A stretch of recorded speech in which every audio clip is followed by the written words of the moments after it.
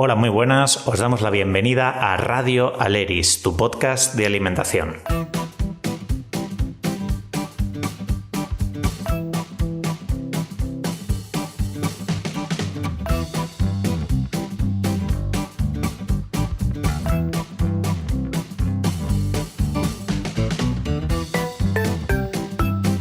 En Aleris somos profesionales con especialidades muy variadas, con una vocación particular por el mundo de la alimentación, la salud, la cocina y la divulgación. Nos une la curiosidad por la nutrición y las ganas de compartir lo que hacemos. Y nos nutrimos del saber de todo el equipo para reinventar la manera de trabajar y actualizarnos cada día para poder explicar en consulta qué se debería comer según cada persona y su situación.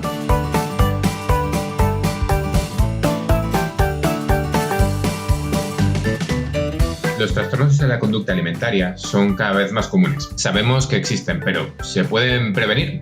¿Cómo se tratan? Pues para hablar de todo esto nos van a acompañar hoy dos personas, Alejandra Benito, dietista nutricionista, y Patricia Membrive, psicóloga sanitaria, ambas en el centro de Madrid. Hola Alejandra, Patricia, ¿qué tal? ¿Cómo estáis? Hola Luis. Hola, ¿qué tal? Primera pregunta, porque venimos a hablar de trastornos de la conducta alimentaria, desórdenes alimentarios, el término que más le guste a la gente. Y la primera cosa, un poco por la introducción que os quería preguntar es, ¿esto se puede prevenir? Sí, por supuesto, los trastornos de conducta alimentaria se pueden prevenir. Es especialmente importante, yo creo, a nivel de prevención primaria, prevenir desde el núcleo familiar o desde el entorno más cercano, ¿no?, a las personas que son susceptibles de padecerlo.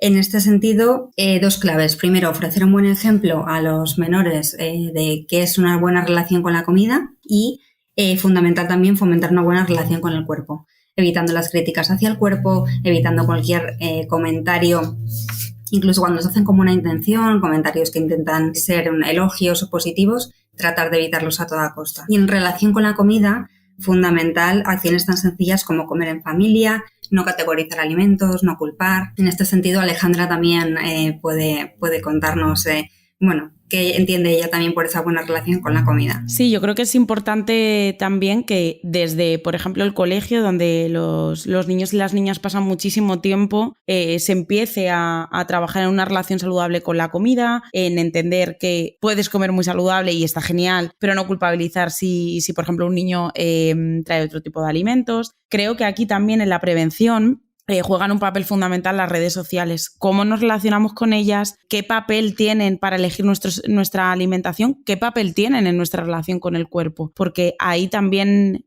quizá hace unos años esa herramienta no estaba, pero es que ahora juegan un papel importante en el desarrollo de un TCA. Entonces, creo que la prevención es posible, aunque quizá yo aquí soy un poco más pesimista porque creo que se necesita un cambio de visión de todo el sistema, ¿no? Pues quizá que cuando vayas a la consulta del médico no esté tan centrado en el peso, que te pregunten, oye, ¿qué te gusta comer? ¿Por qué eliges esos alimentos? Me iría incluso al proceso de recuperación de un TCA, que ahora después también lo hablaremos, pero quizá no centrarlo tanto en el peso y entender que un TCA es algo muchísimo más global, ayudaría también a detectarlos antes de que se cronifiquen o se pongan en un estado mucho más grave. Y en este sentido, creo que para la prevención tenemos que hacer un trabajo, no solo los profesionales, no solo la familia, no solo el entorno, sino todo el sistema y ver, por qué cuando llega mayo se llama Operación Bikini y todas las revistas están llenas de eso. Ahí también tenemos un papel de prevención. No puede ser que ya mandemos el mensaje desde muy pequeñas de necesitas tener un cuerpo concreto para ir a la playa, si no, no eres válida, si no tal. Estaba pensando en una frase muy típica, ¿no? Qué guapa estás delgada, o qué guapa estás ahora más delgada.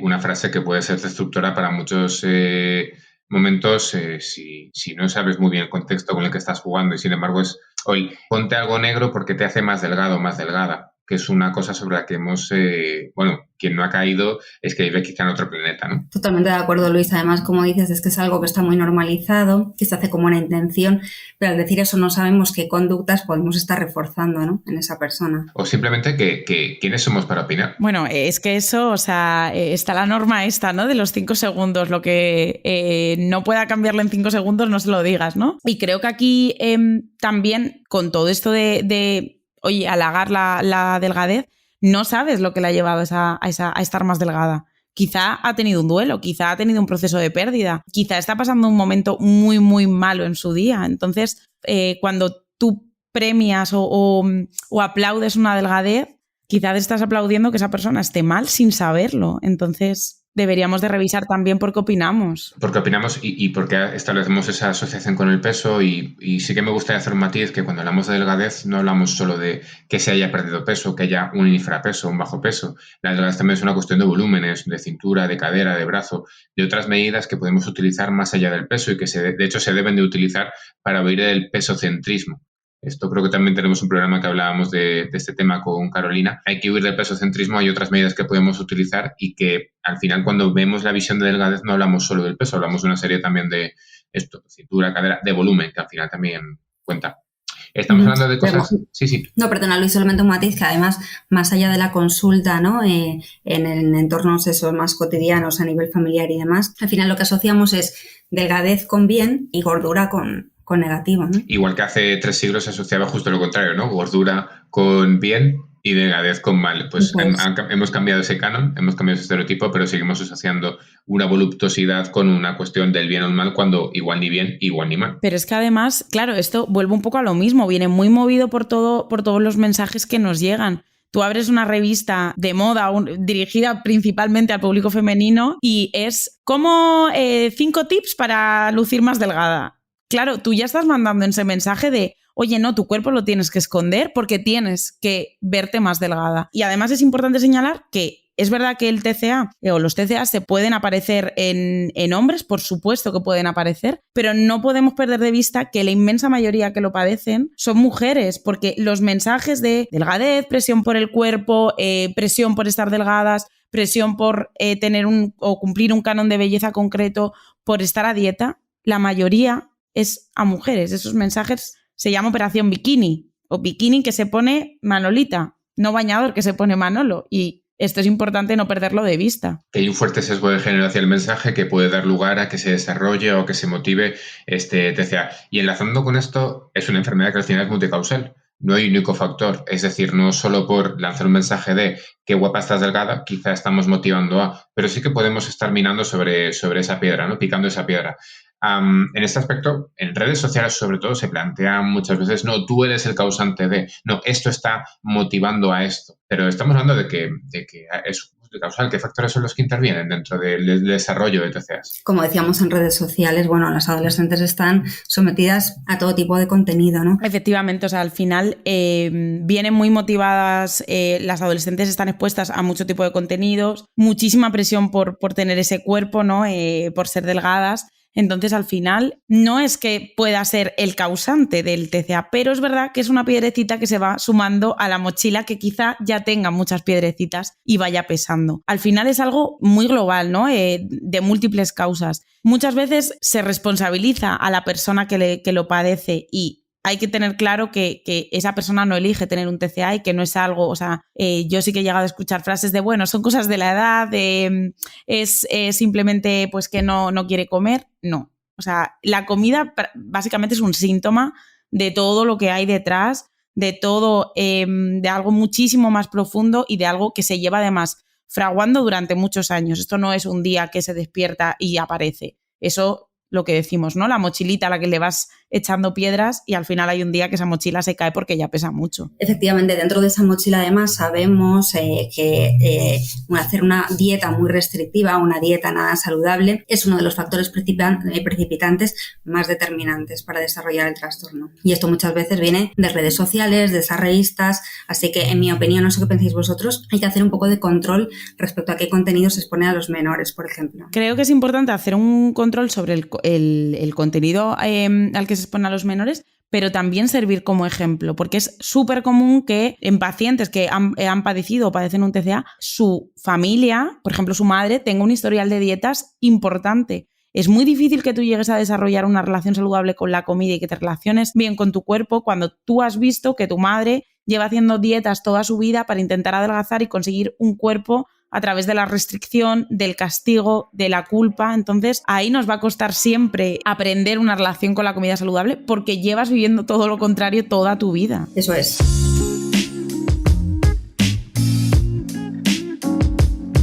Aquí aquí siempre cuando hablamos de estas cosas se me viene un poco una duna del desierto a la cabeza, el efecto médano. La gente cuando tiene en mente una duna lo que tiene en cuenta es pues esa construcción tan grande, ¿no? Que a veces son 4 metros para adelante de arena acumulada. Y todo empieza con una piedra.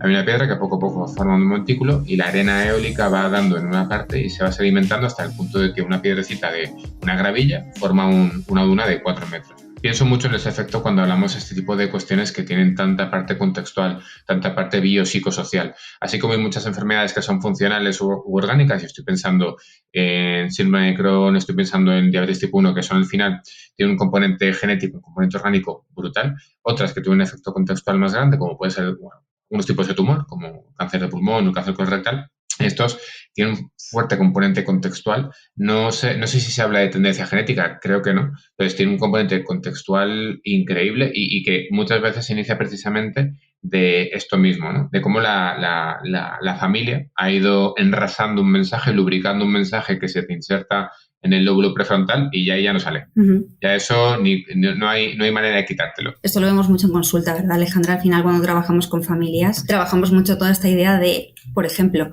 no hablar de alimentos buenos o malos, alimentos que engordan. Sí, al final, claro, los mensajes que recibe ese niño, esa niña en casa importan, es decir, si tú señalas a tu hija, me refiero a hija por el porcentaje que hemos hablado anteriormente, si tú señalas a tu hija por comerse unas galletas, primero la estás haciendo culpable, segundo la estás haciendo responsable y tercero la estás señalando y ya ese alimento va a ser muy conflictivo.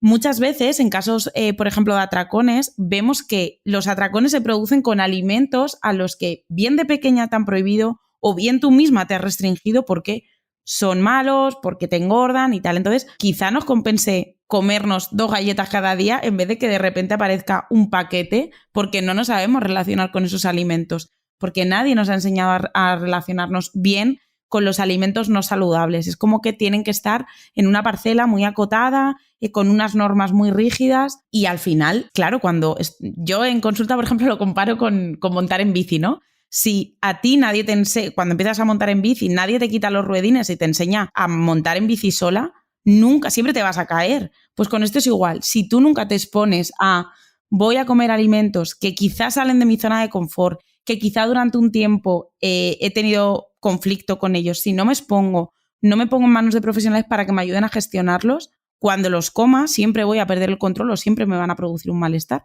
porque no he aprendido a relacionarme con ellos. Por eso yo os explico lo importante que es que los alimentos de consumo ocasional estén normalizados en la familia, que salir a tomar un helado sea una actividad familiar más que está muy bien, que se aleje de la culpa y se aleje de la idea hasta de pecar, ¿no?, con estos alimentos. Y que se disfrute, porque al final nadie, por dar un mensaje un poco más simplista, ¿no?, nadie engordó por la tarta del domingo. Hay que relativizar la presencia de alimentos que quizá no son sanos y sabemos que no son sanos, pero también sabemos que no son malsanos en una cantidad concreta. El problema de la población con el azúcar no es que la población coma tarta un domingo, sino que la población come todos los días 111,2 gramos de azúcar al día. Ese es el problema y por eso nos enfocamos en el azúcar. Cuando muchas veces perdemos la perspectiva y lo que hablamos es de demonizar la galleta del domingo o demonizar la galleta del sábado, estamos perdiendo completamente el norte porque quizá ese alimento que todas sabemos que no es sano, tampoco implica para la alimentación o la rutina alimentaria de esa persona un agravio o un problema, mientras siempre se contextualice bien y sobre todo entre en un contexto de una relación sana con la comida. Porque aquí tengo una pregunta. Hablamos mucho de relación sana o relación complicada o relación tóxica con la comida. Se habla, por ejemplo, ahora mucho en cuestión de pareja de relación tóxica y más o menos están claves de cómo detectar que es una relación tóxica con la pareja. Con la comida tengo la sensación de que no se dan claves de cómo detectar una relación tóxica. Entonces, ¿toda relación con la comida complicada o cómo definiríamos qué es una relación con la comida complicada? Y luego, ¿esta relación con la comida es igual a TCA? ¿Da lugar al TCA? No toda relación tóxica o tormentosa con la comida implica un TCA. Una relación complicada con la comida, digamos que puede ser aquella en la que te limite en el día a día. Pues, por ejemplo, digo que no a planes sociales porque no me siento cómoda con la comida porque me da miedo afrontar según qué cosas. En un TCA tiene que haber criterios diagnósticos. Y ojo, porque ese diagnóstico va de la mano de psicología. O sea, es psicología quien hace ese diagnóstico. Efectivamente, hay muchas relaciones con la comida que son, como decís, tóxicas, complicadas y que además el problema es, yo creo que están bastante normalizadas, lo que decías, ¿no? Pues evito ir a un plan social para evitar determinada cosa, ¿no? Pues porque no es comida real, porque no es comida sana, ¿no? Y prefiero quedarme en mi casa. Bueno, pues es una relación tóxica con la comida si a esta persona, por ejemplo, le está produciendo un aislamiento social, ¿no? O esta persona se queda en casa con la sensación de que no puede, ¿no?, acceder a ese plan. Personas que sienten, por ejemplo, mucha culpa después de comer determinados alimentos. Personas que tienen una sensación de descontrol total con las comidas, como atracones, picoteos constantes, con la sensación constante de estar teniendo pensamientos muy obsesivos acerca de comida, que esto muchas veces viene de la restricción o de la evitación de alimentos prohibidos. En general, personas que me cuentan que tienen a lo mejor una sensación de que la comida es una preocupación excesiva, en el sentido de que la comida se ha convertido en la preocupación principal de sus vidas, ¿no? En estos casos puede no haber un TCA, pero desde luego hay una interferencia en la vida de la persona, ¿no? Añadiría, además, vemos muchísimo en consulta la sensación o el sentimiento de que necesitas ganarte según qué comidas. Pues, por ejemplo, voy a comer con unas amigas, como sé que me voy a pasar, entre comillas, hago deporte, restringo al día siguiente. Al final es como, si no lo compenso, no puedo comerlo. O sea, si no me lo gano, no puedo comerlo. Al final, ahí también hay un problema, una relación un poco tormentosa con la comida. Aunque te permitas comer esos alimentos, no vuelves a tu rutina habitual. Necesitas compensarlo para sentirte bien. Entonces, aunque no llega a ser un TCA, desde luego son lo que decía Patri, ¿no? Son conductas tan normalizadas, los planes detox, volvemos a las revistas, ¿no? Todo esto, están tan normalizados, no hay problema. O sea, te lo cuentan y a veces se lo cuentan con una naturalidad que digo, jope, es que seguramente lleven toda la vida haciéndolo y no lo hayan visto como un conflicto, hasta que esa conducta se va extendiendo durante el tiempo y esas compensaciones pueden acabar en tengo muchísima ansiedad y acabo, por ejemplo, en un atracón. Es bastante común. Porque la restricción más pronto o más tarde va a llevar a un atracón. Sin duda. Sí, a un atracón, algún tipo de sensación de descontrol, o lo que decíamos, a la sensación de que la comida, el pensamiento sobre la comida sea muy constante, la sensación de tener siempre ganas de comer, eso es muy frecuente tras la restricción. Como decíamos que está muy normalizado, yo creo que en este sentido es importante que demos las claves, ¿no? Yo me quedaría aquí con 3 claves fundamentales, que son: la comida nunca puede ir asociada a una culpa. La comida, ya sea comida más o menos saludable, se debe disfrutar de ella. Si produce demasiada culpa, hay que plantearse que puede haber un problema. Si se está en este punto en el que la comida produce demasiado, una cosa es planificar y otra cosa es que la comida se vuelva al centro de todo, que sea la preocupación principal en el día a día. Esa sería otra clave de que supone un problema. Y la sensación de pérdida de control, ¿no? No sé si añadiríais alguna más, pero yo diría que estas 3 son como las claves de que son las más frecuentes que vemos en consulta en personas que no tienen un TCA, pero que sí tienen una relación con la comida bastante alterada, que produce sufrimiento y que tenemos que ayudarles, ¿no?, a resolverlo. A mí me queda una duda, y es: entiendo que se puede prevenir, o por lo que hemos comentado es potencialmente prevenible, un trastorno de la conducta alimentaria. Pero más que la parte de la prevención, sí que estoy pensando, por ejemplo, en que nos esté escuchando una familia que esté sospechando de, un familiar que esté sospechando de, o un miembro del personal sanitario de hospital que sospeche o que tenga la sensación de que puede detectar. Estoy pensando, por ejemplo, en profesionales de pediatría, enfermería, auxiliares de enfermería, estoy pensando en pediatras, compañeros pediatras. ¿Qué signos podrían ver, más allá de los comunes, tipo, pues los dedos un poco tal porque tiene purgas? Quiero decir, esto que es como que hemos visto en el cine, que hemos visto en campañas, o que hemos visto como que está más, que está más asociado a, pero al final eso ya cuando está muy...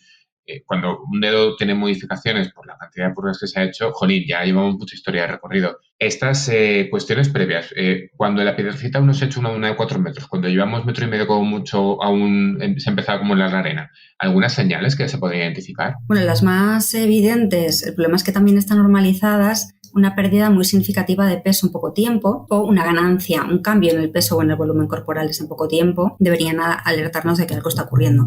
Pero claro, muchas adolescentes hacen dietas, entonces es algo bastante frecuente. Si observamos esto, hay que ver otras cosas, pues observar cómo come. Si evita comer, evita determinados grupos de alimentos, por ejemplo los hidratos de carbono. Si evita comer delante de otras personas, si empieza a apartar comidas en la mesa, si ya no quiere comer en la mesa pero vemos que a lo mejor come a escondidas. Nos va a alertar también que haga haga muchos comentarios negativos hacia el propio cuerpo o que veamos que tiene mucha urgencia de perder peso. En este sentido, si vemos que utiliza la báscula diario, y no solo eso, sino que además la báscula influye en el ánimo que tenga durante el resto del día. Y el ánimo. El ánimo a menudo es bajo, irritable, puede ser también en adolescentes, puede producir aislamiento, no voy porque no sé qué vestirme, no sé qué ponerme, porque me siento incómoda, porque vemos que la causa, ¿no?, de ese aislamiento o de no hacer planes sociales es malestar con el propio cuerpo. Estos son signos que sí o sí tienen que alertarnos, ¿no?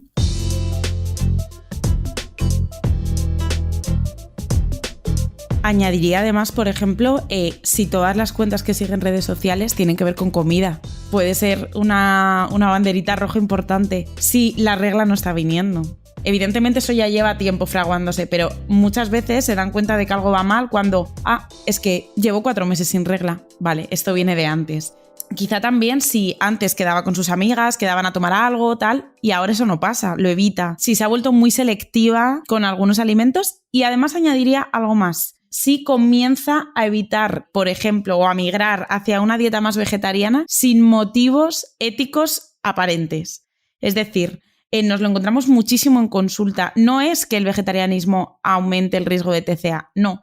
Es que lo utilizan como excusa. Entonces, oye, de repente quiere ser vegetariana, no se ha informado, no sabe por qué, porque la gente que quiere ser vegetariana por motivos éticos se esfuerza mucho por informarse. Le preguntas, no me gusta la carne. Ahí, últimamente, lo estamos viendo, y seguro que Pati también lo ve, como una bandera roja. Sí, pero nosotros lo distinguimos, ¿verdad, Alejandra? Es decir, sí. la bandera roja ahí sería, pues, el de repente, no es que quiera a lo mejor ya una dieta vegana o vegetariana, es que de repente solo quiero comer verduras y rechazo hasta las legumbres, ¿no? Uh-huh. Entonces, como rechazo hasta las legumbres, eso, por ejemplo, puede ser un síntoma de lo que quiere es una dieta eso es hipocalórica, no quiere...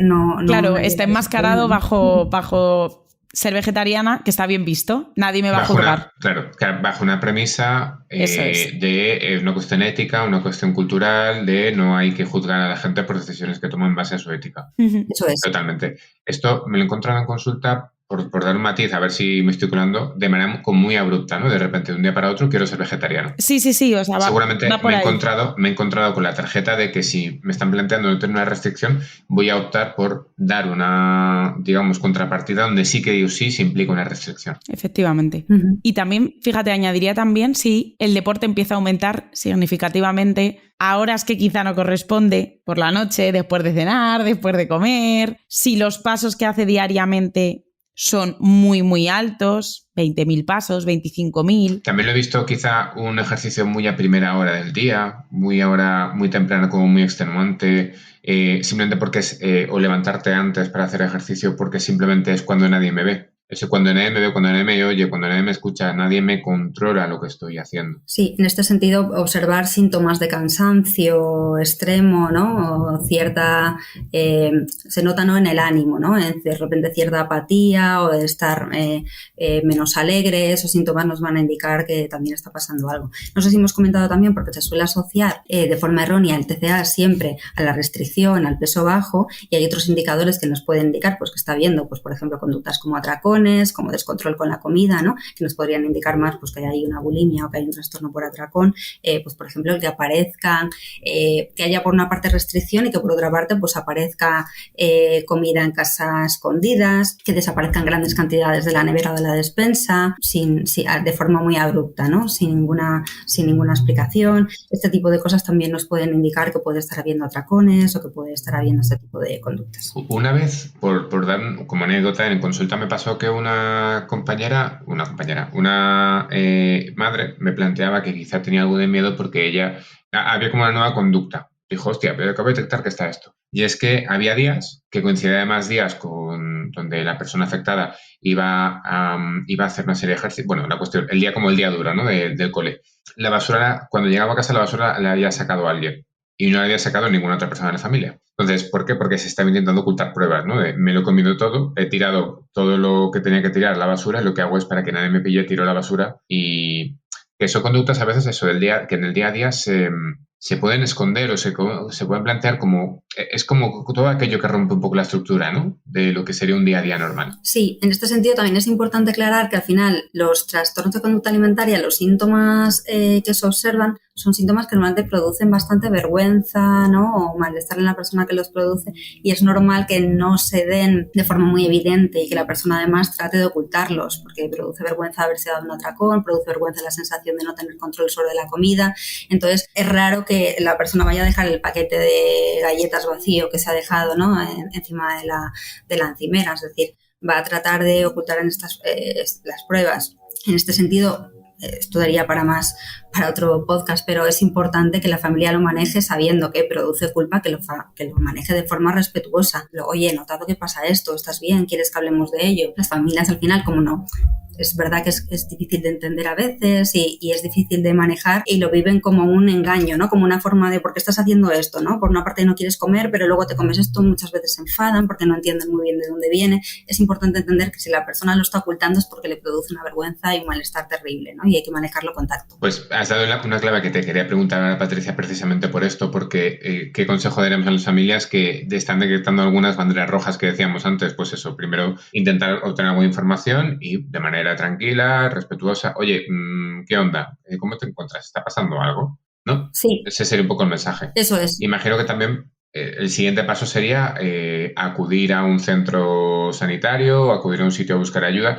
Tendría que acudir directamente la persona que haya detectado la cuestión con la persona a la que afectaría un TCA. Primero informarse. ¿Cuál diríais que es el primer paso para informarse bien, para hacer un paso correcto, no buscar, por ejemplo, Instagram? Yo diría que lo primero es hablar con la persona, ¿no? Que sospechamos que tiene un problema. Hablar con cariño, hablar con cuidado, hablar con respeto de lo que se cree que está pasando, de los indicios que se observan. Intentar que esta persona colabore. ¿Por qué? Porque esto va a ser fundamental para todos los pasos siguientes. Si aún así se hace esto y la persona lo niega, si esta persona no quiere colaborar, pues puede ser útil que la persona que lo ha detectado, por ejemplo el adulto, acuda a una consulta de un profesional. Oye, me está pasando esto, estoy viendo esto, y que el profesional pueda ayudarle a darle pautas más concretas de cómo manejarlo. Pero lo ideal sería, en mi opinión, el primer paso, hablarlo con la persona que lo está padeciendo y de ofrecerle apoyo y ofrecerle colaboración y ayuda. Y haría hincapié en no dejarlo pasar, porque a veces, bueno, son cosas de la edad, bueno, está teniendo una racha mala. No, o sea, no posponer esa búsqueda de ayuda, no dejarlo ir, no señalar únicamente a la persona, sino, pues como ha dicho Patri, oye, estoy detectando que algo no está yendo bien. No pasa nada, pero vamos a abordarlo, porque a veces se pospone tanto el buscar ayuda y cuando se busca quizá estemos ya en un punto que va a costar mucho más trabajar. Cuando si se trabajara antes el proceso sería muchísimo más sencillo que cuando lleva mucho más tiempo ya fraguándose ese TCA. Que además es súper complicado plantearlo de esta forma porque qué difícil, ¿no? A veces en el seno familiar sacar temas como estos, de, oye, ¿qué es lo que está pasando? ¿Cómo estás? Qué difícil, ¿no? Este tipo de conversaciones a veces, si no hay mucha confianza, o cuando son relaciones, sobre todo con niños, con niñas, en esa edad donde, bueno, más vale a veces quitarle, ¿no? No voy a entrar porque igual suena un poco nazi, pero el niño o niña de 13 a 17 años, que a veces es un poco insoportable, vamos a dejarlo ahí, sin maldad, simplemente porque está en una fase más rebelde y a veces limita, ¿no?, la conversación. Yo he sido un imbécil con mis padres con esa edad. Qué difícil, ¿no? Pero qué necesario a la vez el fraguar las relaciones desde un cariño, un amor, una relación más sana también con eso. Quiénes son nuestros progenitores, que al final se van a preocupar de que estemos de la mejor manera posible. Sí, pero yo siempre digo que al final, por mucha rebeldía que haya en la adolescencia, las personas que están sufriendo esto lo están pasando muy mal y en el fondo necesitan ayuda. Uh-huh. Si esa ayuda se ofrece de verdad de una forma muy amable, calmada, si no nota ningún juicio, lo que produce muchas veces la rebeldía de los niños, ¿no?, es la sensación de mis padres no me entienden, me juzgan, me critican, me castigan, ¿no? Si la ayuda se ofrece desde el oye, he observado esto, entiendo que a lo mejor no quieres hablarlo, lo hablamos en un momento en el que tú te apetezca, es decir, hablarlo desde mucho el respeto y desde darle también la autonomía para que, pues si ahora no quieres hablarlo, lo hablamos cuando quieras y cuando te apetezca a ti, pero estoy aquí disponible. Es decir, hay veces que a los adolescentes pues hay que darles este espacio y este tiempo. Y como decía, como están sufriendo, es probable que si la ayuda llega de esta forma comprensiva y amable, normalmente la aceptan, ¿no? Y que no se nos olvide que una persona con 12 años sigue siendo una persona, no es un bebé, no hay que hablarle de la misma forma, no hay que hablar como bebé ni con diminutivos de el pedacito de, el cachito de, o está por mamá, que eso es además eso es coccionar. hay que decirlo más, sí, que al final un chaval, una chavala de 12, 13, 14 años te puede razonar igual que cualquier persona adulta. Y tratarles como personas adultas que van a ser, no es hablarles de Nietzsche o hablarles de Marx o hablarles de conceptos éticos, deontológicos o hablarles de la filosofía de los nenúfares. Es de hablarles como personas que son y como personas que merecen un respeto y una dignidad también en cómo nos dirigimos a ellas. Totalmente. Además, teniendo también en cuenta que si lo hemos detectado que algo no va bien, es probable que a esa persona ya le esté produciendo malestar. Comprender que para esa persona tampoco es fácil, que el proceso no es sencillo y que ya el hecho de que sepa que vamos a estar ahí va a ayudar mucho más a si señalamos, culpamos, es que no quieres comer o es que me estás engañando, que no es algo que se elija, que a veces esto cuesta entenderlo, no es algo que ese adolescente elija, sino, bueno, pues ha venido, pero vamos a darle su espacio y su tiempo para que pueda esa persona también afrontar que, oye, me voy a tener que, o sea, esto no está yendo bien, tengo que asumir que hay algún problema, vamos a abordarlo. Esto es clave. No sé si, Alejandra, a ti alguna vez te han preguntado a algún padre, ¿no? La idea, o madre, la idea de, es que no quiere venir a consulta, ¿no? La tengo que obligar. No, lo ideal evidentemente es que venga a consulta y tenemos que conseguir que venga a consulta. Pero como decía, al hilo de lo que decía Luis, no son mayores de edad a veces, pero tienen todo el derecho a decidir ir como personas. Además es que si viene obligada la persona, ni va a haber vínculo, ni se va a involucrar en la terapia y en el tratamiento, ¿no? Y sabemos que eso no funciona. Entonces, paciencia, si una semana no lo conseguimos, lo volvemos a intentar al cabo de unos días, pero respetando los tiempos y el proceso de la persona. Pues totalmente. Y otro episodio doble sobre psicología y alimentación que refuerza el 34 sobre sinergias con psicología. Y creo que lo vamos a dejar aquí. Perfecto. Porque si no luego, que al final son temas donde podemos echar horas y horas y horas porque al final es a lo que nos dedicamos, o en este caso a lo que os dedicáis sobre todo. Pero bueno, además de contar lo que nos pasa en consulta, también esperamos vuestras preguntas. Solo nos las tenéis que mandar por correo, por redes, por teléfono. Entrad en nuestra página web, centroaleris.com, o buscad Centroaleris en Facebook, Instagram, YouTube, en Twitter, y ahí estaremos esperando que nos contéis lo que necesitéis que comentemos o lo que queráis que os contestemos. Recuerda también compartir lo que compartimos para que llegue a todas las personas que puedan beneficiarse de comer mejor o de simplemente tener una mejor relación con su comida o de lo que simplemente vengamos a encontrar. También esperamos que nos cuentes qué te pareció este capítulo. Y por supuesto, si te ves identificada, si quieres algún tipo de ayuda o crees que podemos ayudarte, cuenta con Aleris en Madrid, Palma, Valencia y online. Hasta el próximo.